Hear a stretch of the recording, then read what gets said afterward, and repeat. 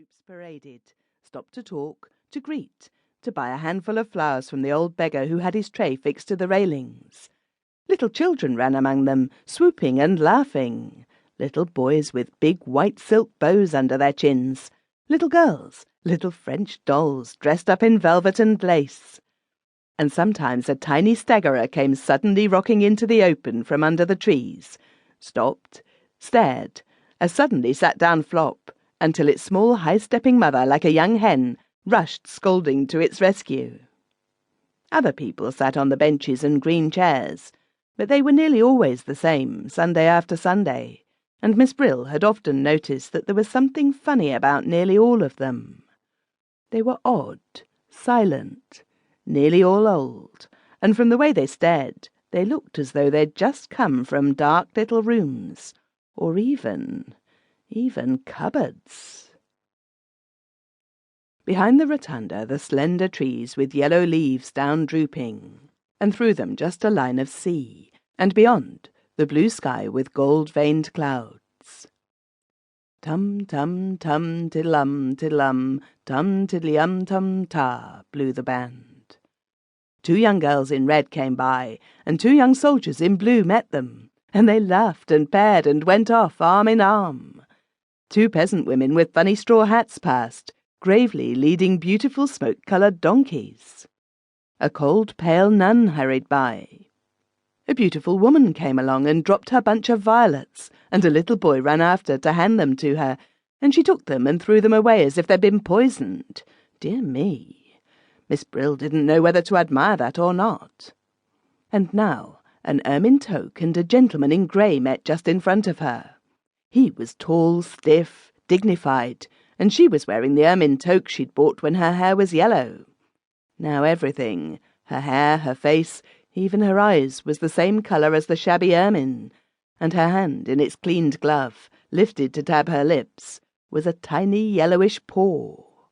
Oh, she was pleased to see him, delighted. She rather thought they were going to meet that afternoon. She described where she'd been, everywhere, here and there along by the sea. The day was so charming, didn't he agree? And wouldn't he, perhaps? But he shook his head, lighted a cigarette, slowly breathed a great deep puff into her face, and even while she was still talking and laughing, flicked the match away and walked on. The ermine toque was alone. She smiled more brightly than ever.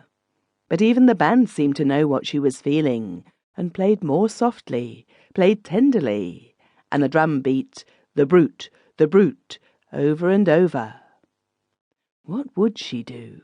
What was going to happen now? But as Miss Brill wondered, the ermine toque turned, raised her hand as though she'd seen someone else, much nicer, just over there, and pattered away.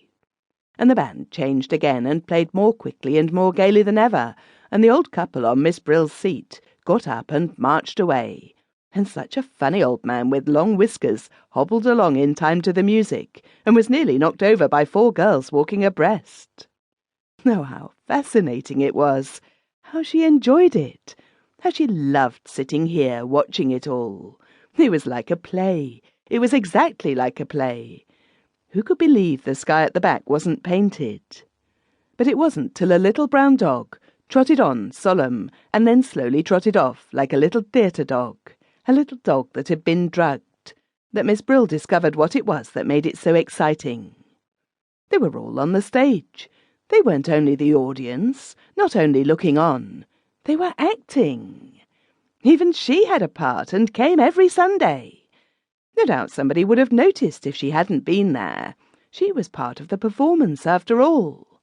How strange she'd never thought of it like that before. And yet it explained why she made such a point of starting from home at just the same time each week, so as not to be late for the performance. And it also explained why she had quite a queer shy feeling at telling her English pupils how she spent her Sunday afternoons.